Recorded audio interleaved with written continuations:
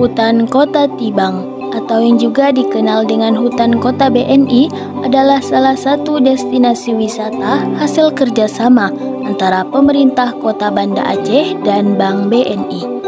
Hutan Kota Tibang diresmikan oleh Presiden Indonesia yang ke-6, Susilo Bambang Yudhoyono. Pada tahun 2006, Hutan Kota Tibang hanyalah sebuah lahan kosong dengan tanah yang cukup buruk dan tidak memiliki tanaman apapun. Namun, kemudian tempat ini diubah menjadi sebuah taman yang indah dan dapat dinikmati setiap pengunjung yang datang. Fasilitas yang disediakan pun cukup beragam, mulai dari taman bermain anak, fasilitas musola, fasilitas toilet, batu catatan sejarah, jembatan tajuk, hingga wisata hutan mangrove.